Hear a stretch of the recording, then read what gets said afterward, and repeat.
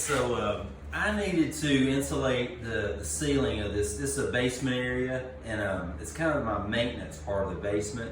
And I've got a couple of bedrooms upstairs that, when all this outside temperature, when it gets below freezing, 30 or 40, this room's pretty cold. So it translates up to the two bedrooms or my kids' room. So thought, well, I need to insulate this somehow. I hate dealing with fiberglass bat stuff, so I checked on the foam system, expandable foam, and I found out there's a do-it-yourself kit. So at a local supply center in our area, I went and I purchased this. These two boxes here is apparently supposed to do about 600 square feet of an inch and a half thick. So it's about what I've got in this area right here. So as you can see, this is a two-part system. It's got an A and a B canister. Two different chemicals that when you hook up a hose to each of them, they go to one power nozzle, and when they blend, they create the foam, the expandable foam. So never done this before, read up on it, watched a couple of videos, so I thought I'd make this video just to show you that you can do it. I've never done this before. I do know there's some key factors though. One, your substrate, whatever you're going to be spraying this on, needs to be above 40 degrees Fahrenheit. The canisters, they said the chemicals in here need to be anywhere between 70 and 85, preferably 80 degrees Fahrenheit. So it presents a little bit of a problem when your room temperature is 68 to 70 in your house. So I bought these a couple of days ago, went ahead and brought them in the house, and just had them in a bedroom. So I assumed they were getting close to room temperature. They had them in a warehouse that was probably 60 degrees. So anyway, over a couple of days, I hopefully got these up to about the high 60s. And for the last 4 hours or so, I went ahead and put both the boxes in my kid's bathroom, turned the heater on the ceiling, and had that on full blast for the last 4 hours or so. So hopefully I've gotten these above 70 degrees, and that's when it works the best. I just brought them downstairs just now. All right, you got some safety factors to consider. You need to have the area well ventilated because you don't want to be breathing these chemicals. So I've got a couple of, unfortunately I can't raise my garage door because then I couldn't get to the ceiling up there. But I've got that door open, window open. I got a box fan pointing out to hopefully ventilate this area. Also, got my respirator I gotta wear, safety goggles, and I got my head covered, and because all these clothes are gonna get ruined. So this is not a fashion show. So I got nitrile gloves I'll be wearing. So you gotta take into consideration all that. You don't want this stuff on your skin, and I'm not so worried about the floor because I can scrape it up. So this kit comes with several nozzles. They've got a cone shape and a fan shape nozzle. Now, the thing about this, and what I read and what I watched on videos, is that if you quit spraying, then you only have 30 seconds before you spray again. If you stop for 30 seconds or more, because this stuff gets tack free within 30 to 45 seconds, then it's going to clog up your nozzle and you have to change it. So I'm hoping once I get going to make sure that I've got my area arranged so that I can keep moving, because I don't want to stop for more than 30 seconds. They give you a wrench to put the hoses on. There, it's a split hose. It's about a 12-foot long hose it came with, and one end goes to the B cylinder. Actually, on this there's a black line around this one that goes to the B cylinder, and there's one line with a red stripe that goes to the A cylinder. So I'll attach those. They give you a wrench to tighten it up. Here's what the tops look like. They both look the same, so you got to make sure you know which one you got here. I haven't even taken them out of the box yet. But yeah. Talking about the petroleum jelly they give you with this. You just got a little pack of petroleum right here, and you're supposed to just take it and put on the end this nozzle right here. That way it'll keep those chemicals from reacting and curing on the end of this. You only get one of these guns. You get several of the nozzles, but one of these. As long as these don't mix, it keeps He's open and clear. Also, another thing I failed to mention is these canisters, you're supposed to shake them for 1 to 2 minutes before you start. So these things are 50 pounds too. They're not light. So each of them 50 pounds, stand up, shake them as much as you can, 1 to 2 minutes. So like I said, being 50 pounds each, not the easiest thing to do. Here's what the nozzle looks like. So make sure you practice clipping these on. It's got a little catch here, a little tab at the top. So sit in the bottom, you click it into place. Make sure you practice that because you may have to be doing some quick changes on that. So we turn them off. Full gas.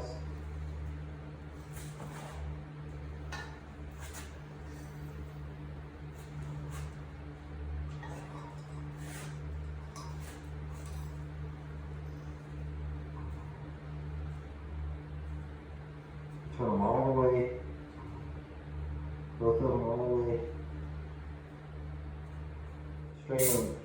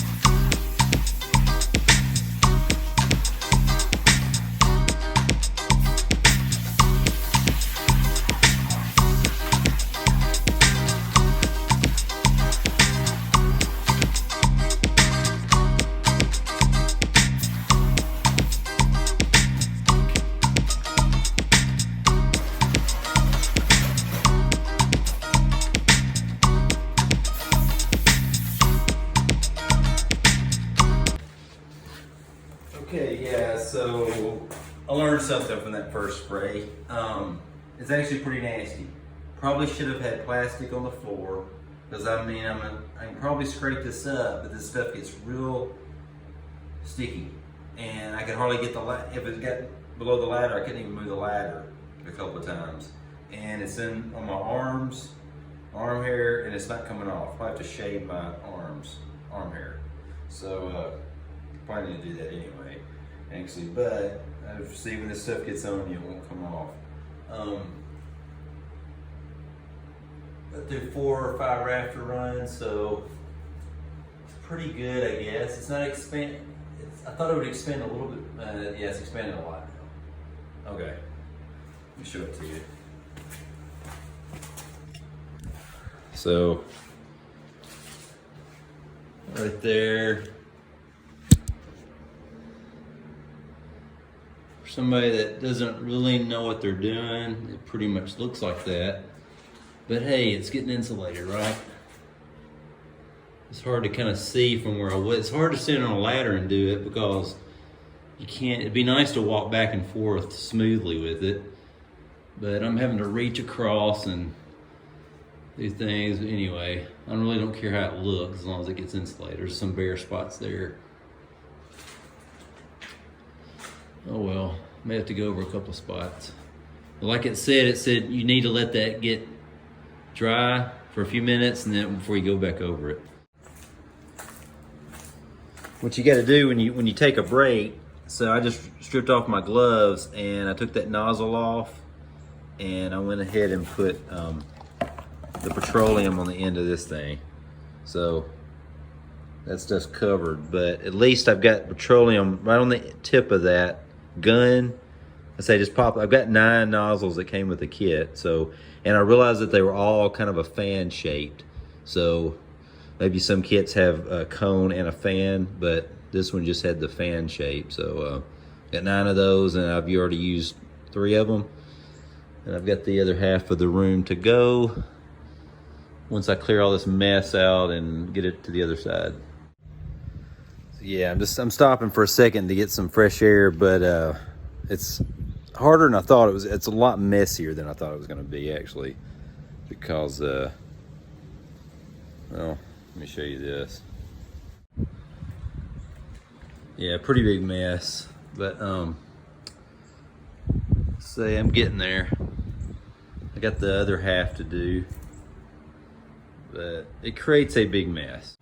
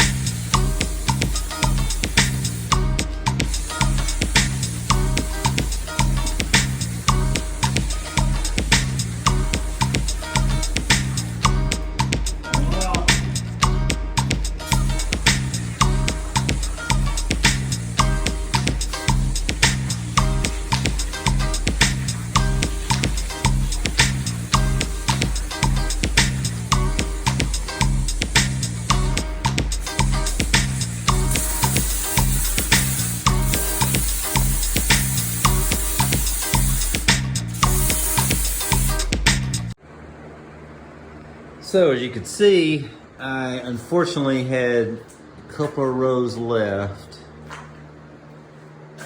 I was just trying, I knew it was running out at the end there.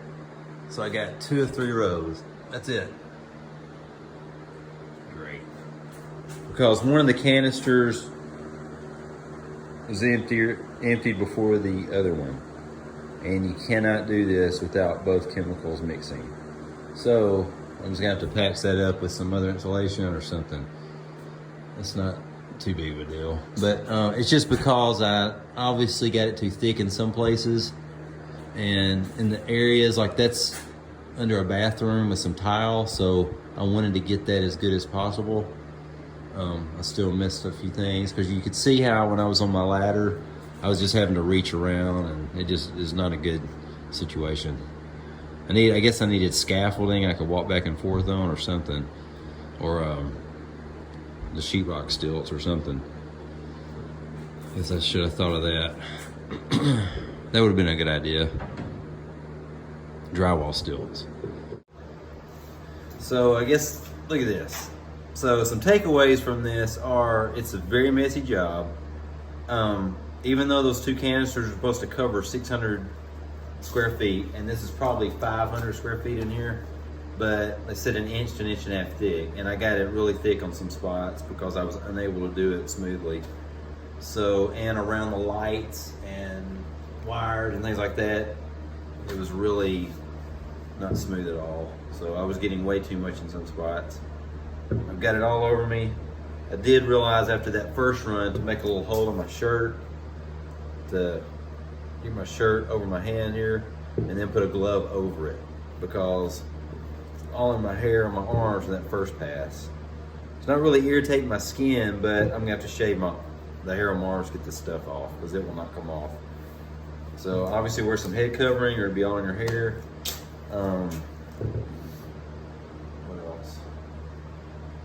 The floor, I'm gonna have to scrape this floor, but it was a very dusty, dirty floor anyway. So I'm hoping it'll just scrape up pretty easy. I wasn't really worried about the floor, but if you have something you don't want the floor, you don't want to get dirty, you obviously got to cover that up. So it's a messy, messy job. In hindsight, would I have gone with the fiberglass bat, the rolled bat, or probably would have I hate putting anything overhead. I hate doing. The fiberglass insulation just falls down as you're doing it. You got to wear a mask, but I still feel like I'm breathing glass shards in. This stuff, I didn't really feel like I was breathing anything in. Obviously I had the respirator, but I mean, it's not like I've got shards of glass going everywhere. And but it's still way messier than I thought it was going to be. And even though I don't have good video of me putting it on there, it's just like you're spray painting what you do. I mean, you'll see when you do it how thick to do it. But the thing is, I should have moved faster, and I was going to try to do a thinner area on that end anyway, and I still ran out. So I guess, I mean, would I do it again? Hopefully I'll never do that again, because that's really not that much fun. Now doing a wall or something, you know, I could see where doing on some walls would be a lot easier to keep that in a uniform pattern. But that ceiling, that was awful. Pretty sure that was not completely professional. Maybe in somebody else's hands it would have been, but not mine.